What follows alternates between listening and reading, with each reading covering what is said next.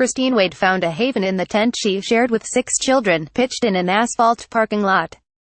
It was, at least, far better than their previous home in the city, a shelter where rats ate through the family's bags of clothes and chewed on 2-year-old Jaymasons' stroller. Roughly 50 of the encampment's 200 residents were children, so Wade's kids had plenty of playmates.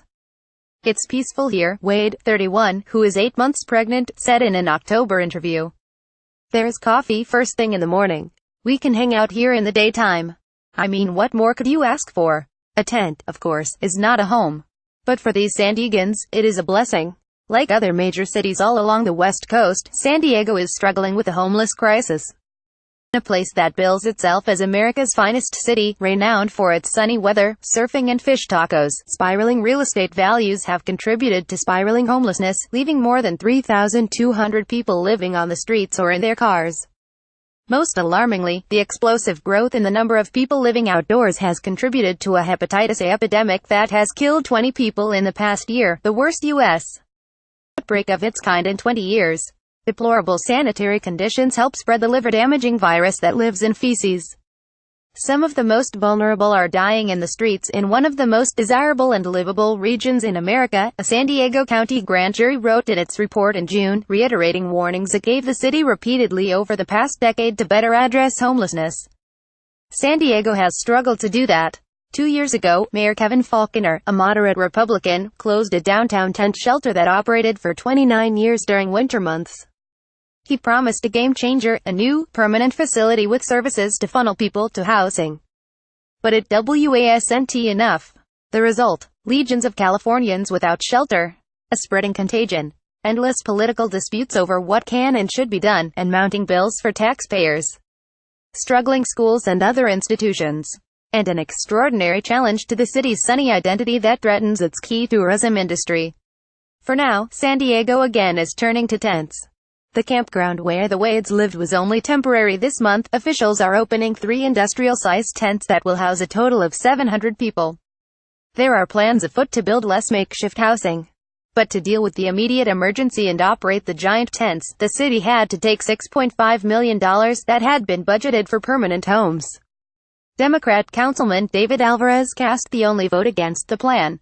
"Had we actually invested in a homeless strategy, we would not be here today being asked to warehouse 700 people in giant tents," he said. Republican Councilwoman Lori Zoff's mother was mentally ill and died homeless in Los Angeles. She agreed with Alvarez that the tents were not a perfect solution to San Diego's crisis, but she could not in good conscience pass up a chance to get people off the streets. "We need to do anything we can to stop this tsunami of people who are ending up on our sidewalks," she said. The people of San Diego need to decide what they want the city to look like, said Gordon Walker, who took the helm this summer of the San Diego Regional Task Force on the Homeless amid praise for his efforts in combating chronic homelessness in Utah. "San Francisco has essentially given up its streets to the homeless," added Walker, who served as Deputy Undersecretary for the U.S. Department of Housing and Urban Development during the Reagan administration. "It could go either way here. The real issue is we don't have enough housing." Last year, the number of people living outdoors in San Diego jumped 18% over the previous year, according to an annual count taken in January. More than 400 makeshift shelters sprung up downtown, covering sidewalks across from new high-rise apartment buildings that have climbed in lockstep with the booming biotech-heavy economy and soaring rents, among the nation's highest. A studio apartment goes for around $1,500 a month, on average. Most of the homeless, like the Wade family, did not migrate to San Diego to live on the streets but are local residents who became homeless in a city where rents increased nearly 8% in a year. High-rise buildings have replaced discount residential buildings that offered single rooms for rent, housing people living paycheck to paycheck. Nearly half of the 9,000 rooms have disappeared since 2003. In October, as the hepatitis death toll climbed and the city declared a homeless emergency, Faulconer and the nonprofit Alpha Project opened the Balboa Park campground where the Wades found shelter. The city installed public washing stations, opened 24-hour restrooms and scrubbed streets with a bleach solution. Police also cracked down, issuing hundreds of citations, largely for illegal lodging. Within weeks, the nearly 400 tents and tarps downtown were gone. Those who work with the homeless say they simply scattered. It could be like a campfire when all the embers are spread out. It either dies out or it catches other areas and makes a bigger fire than we originally had, said Dr. Jeffrey Norris, the medical director of Father Joe's Villages, which runs a clinic that treats 2,800 homeless annually. The number of encampments hidden in the brush and bamboo along the banks of the San Diego River doubled. It's being used as a toilet, said Zapf, whose council district includes the river, bays and beaches. The San Diego River Park Foundation's mission is to preserve the river, a green ribbon that starts from snowmelt in the mountains east of San Diego and builds as it snakes through a valley of cottonwood groves and continues under freeway overpasses by shopping centers. The foundation spent $115,000 removing 250,000 pounds of trash left by the homeless camps this year. Litter is carried by the river, which feeds into the Pacific at a popular dog beach. Director Rob Heitzel said he gets asked by potential donors about the foundation's plans to create a 52-mile-long river park and trail system. What about the homeless? Don't build a park. It'll just bring in more. Gosh, parks are good, he said. There shouldn't be any thought about building a park. That's so unfortunate. Lori Britton operates an organic coffee roasting business and coffee shop, Cafe Virtuoso, in the Barrio Logan neighborhood. The winter shelter was nearby, and Britton was among those who supported its closure 2 years ago because it drew throngs of homeless people to the area. But when it closed, the problem exploded. Tents, tarps, shopping carts, needles and trash spilled into the street, making it difficult to drive to her cafe. Her customers' cars would get bashed by bottles or sprayed with urine. People locked themselves in the bathroom to do drugs. One Saturday, Britton dressed up to give a tour but had to scrape piles of human feces off the sidewalk first. Another morning, a man flashed a knife and glared when she asked him not to put a tarp next to her cafe's parking fence. She issued pepper spray to her 14 employees. If it gets out of hand, the girls know to grab the pepper spray and do what you have to do, she said. The reality is I am here to protect my customers and employees. It's not my job to give you a bathroom and free water. And clean up when you just peed on my door. Really, this is hard enough. I don't need to be doing that. Since the city started cleaning up the streets, business has increased by 20%. She now welcomes the giant tents, 2 of which are within a block of her business, if people eventually end up in permanent housing. She's also trying to help. Her coffee roasting lab offers job training and works with a school exclusively for homeless students. But if it gets as bad as it was again, I'd probably move, she said. John Long did relocate his Halcyon Coffee Bar and Lounge in October to San Marcos, a town north of San Diego. 3 years ago, the hip Austin-based chain opened to much fanfare as a sign of downtown's gentrification, with floor-to-ceiling windows and a patio that looked onto a new park. But espresso-drinking customers ended up with a view of people sleeping on the grass. One had to hope that with that much investments going into the area downtown, the city would keep the sidewalk clean, especially the park, but that didn't happen, Long said. Long kept his lease and may someday reopen a business there. First, though, there needs to be a dramatic change and action.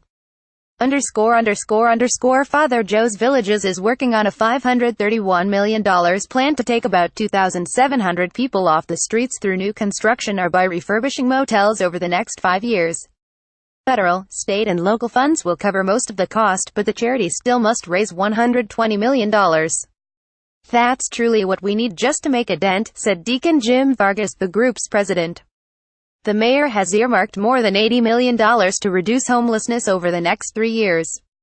The plan includes incentives for landlords and $30 million for developers to create 300 affordable units.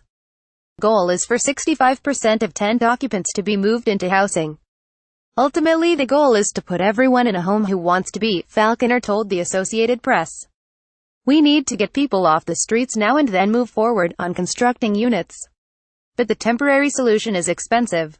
At a cost of $1,700 per person per month, $6.5 million will cover 7 months, but the tents may need to remain open for up to 2 years, depending on the housing market, according to the San Diego Housing Commission's head, Rick Gentry.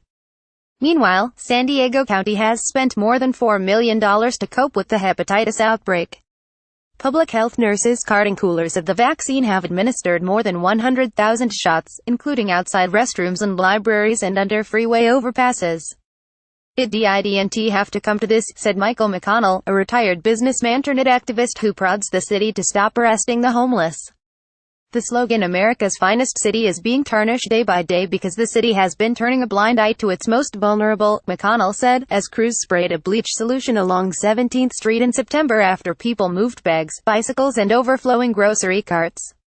In 2005 and in 2015, the grand jury recommended the city provide more public restrooms to its homeless population. But city officials feared they would attract drug dealers. They also balked at the $250,000 estimated installation cost and the hundreds of thousands of dollars believed needed to operate them. Then hepatitis A made it everyone's problem. With more than 560 cases and more than 360 people hospitalized, doctors recommended vaccinations to anyone who regularly goes downtown. Members of one fire crew were inoculated after stomping through human feces. At Perkins Elementary School, staffers have found excrement and urine outside classrooms before the school opened for the day, and some worry the hepatitis virus may be brought into the school on shoes. Perkins has a playground with a panoramic view of sleek high-rises and the shiny dome of the city's new central library. It also has a student body that is more than a quarter homeless, up from 4% 3 years ago. Homelessness takes a particular toll on the young. Fernando Hernandez, Perkins principal, said many of the homeless students are far below grade levels. Some have not attended school in years. We have first graders who get out of bed and get to school on their own, Hernandez said. Some come to school after sleeping on a floor and don't sleep well. That may be why they are not learning. So we have to recalibrate our expectations. Shawnee Wade was a straight A student as a third grader before her family's troubles escalated. In all the upheaval, she left the school. Now she's returned as a 7th grader. It's weird to be back, said the girl with bright green eyes and a sly smile. But then, little about this 12-year-old girl's life has been normal. Christine Wade's ex-husband's drug addiction got them booted from apartments and then a shelter. After they divorced, he let Wade care for his 2 daughters, whom she had raised for 8 years. She moved the 6 children to a residential hotel, where she paid $1,200 a month for a kitchenette with 2 queen beds. But Wade, who is in poor health, often called in sick. She lost her job cleaning hospital rooms. A month later, she discovered she was pregnant, despite birth control. A doctor talked to her about abortion. I didn't have the heart to do that, she said. Without her income, she lost the kitchenette last spring. There is so little help for a big family, Wade said. She could find space only in a rat-infested shelter, where the family lived before landing in the Balboa Park campground. As the sun set on their second night there, Shawnee, oblivious to nearby freeway traffic, looked to the sky and said she liked camping. Wade smiled. Then, a few weeks ago, Wade fell ill again and was hospitalized. She could not return to the campground in her condition, so the family moved into yet another shelter. A caseworker is now helping her find a home. She hopes to have one before next month, when she expects to give birth to a son.